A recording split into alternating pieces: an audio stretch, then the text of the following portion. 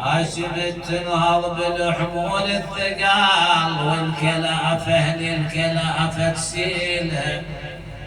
صاحت الانصار يا حسين ايش تقول؟ جمع الشبان شيب وكهول. قالت الانصار يا حسين ايش تقول؟ جمع الشبان خيل وكهول.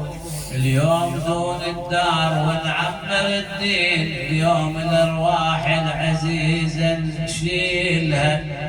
نعم، صار هذا الحوار وفي هذه الليله الصعيده وفي صبيحه هذه الليله وداع الامام الحسين. واوصى الامام الحسين النساء اكثر من 82 امراه في ركب الحسين، 60 قرابه 60 طفل، هذا الجمع الكبير. اوصاهم بلبس الازر والحجاب وقال: اعلموا ان الله حافظكم وحاميكم وسينجيكم من شر الاعداء ويعذب اعداءكم بانواع العذاب ويعوضكم بانواع النعم والكرامه، فلا تشكوا ولا تقولوا ما يحبط من قدركم واجركم. وركب الامام حسين يودع هنا وداع، واذا بصوت ضعيف سكينه قالت: أبا امسح على رأسي كما تمسح على رأس اليتامى، سيطول بعدي يا سكينة فاعلمي، منك البكاء إذا الحمام دهاني، لا تحرقي قلبي بدمعك حسرة ما دام من الروح في جسماني. يا ابويا يطول من عقبي وليلي، ومثل النيب كان اسمع حنين. يا ابويا لا تشوفيني بعينك، اخاف ان ينخطف لونك ويصفى. تقول له: يا ابويا يا ابويا قول، يا ابويا قول لا تخفي علي، هذه روحتك يا بعد جاي. يا ابويا كان رايح عايني، اخذني وياك عنك ما اقدر اصبر. ودعها الحسين وصعد جواده وذا بصوت ضعيف: أخي حسين انزل من على جوادك. وإذا بها في المصائب زينب سلام الله عليها. نزل الحسين قال: أخي ماذا تريدين؟ قالت: اكشف لي عن نحرك وصدرك. فشمته في نحره، قبلته في صدره، توجهت قالت: أما لقد أديت الأمانة، لقد أرجعت الوديعة. قال: أخي أي أمانة أي وديعة؟ قال: أعلم أن أمنا فاطمة أوصتني بأمانة، قالت: إذا رأيت أخاك الحسين بكربلاء وحيدا فريدا وادعيه، شميه في نحره، قبليه في صدره، قل يا أخوي حسين ريض لي شوية، عندي وصية من الزكزية، قالت بيوم الغاضرية لو شفتي الغالي علي، شمي من نحر الشفية وحبي من صدره إلي. ودعون الحسين سلام الله عليه. هذا موقف. وموقف آخر لعبد الله الرضيع، حتى لا ننسى الرضيع.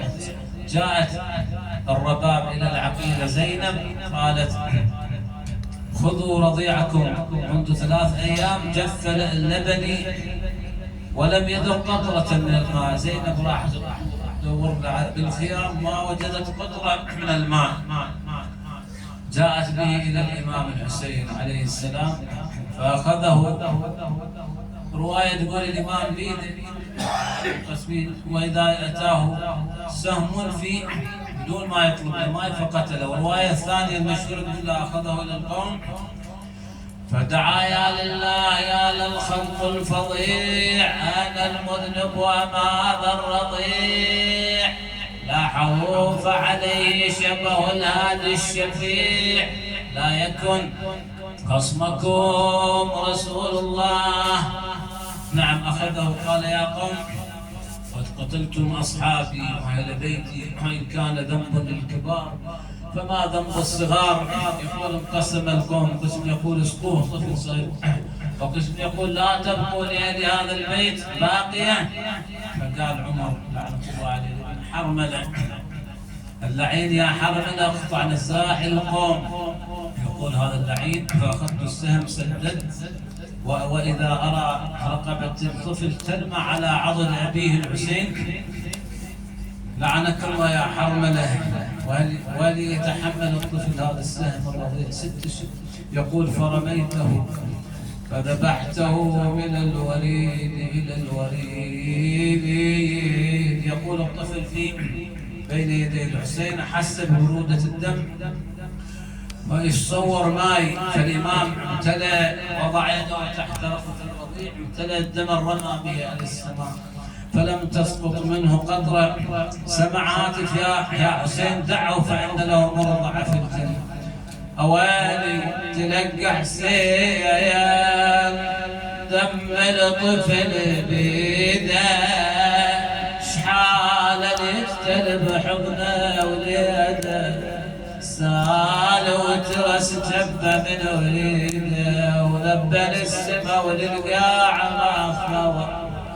جاء به استقبلته سكينة أبا لعلك سقيت الرضيع ماء وجئتنا ببقيته.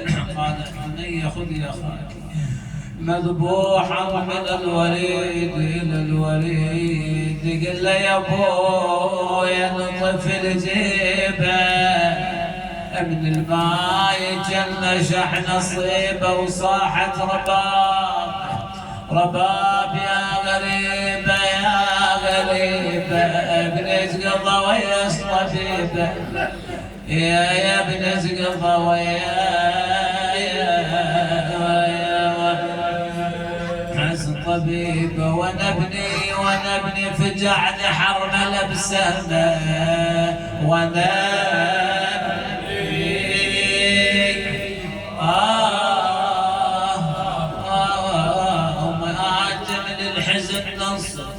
مياتم للحزن ننصب وانا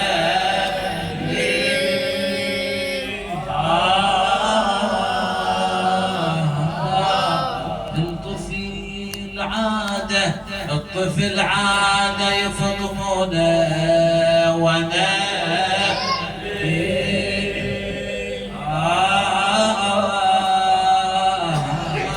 انفضم يا ناس انفضم يا ناس بسهامي المنيه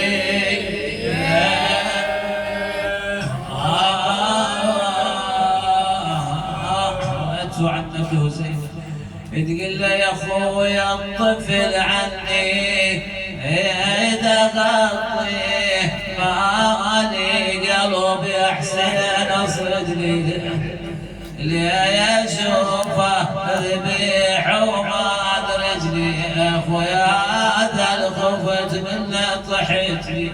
والاصعب والادهى كيف تخبر امه والرباب كاني بها اويل يا اويل يا ابني الجنت بالظلمه يا الجنت بالظلمه تلالي عقبك بقت وحش الليالي انا نورا على يميني والشمال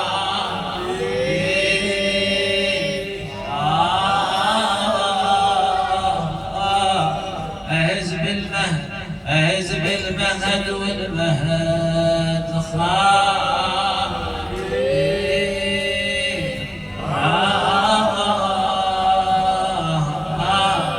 ورضيعه بدم بالوريد مخضبون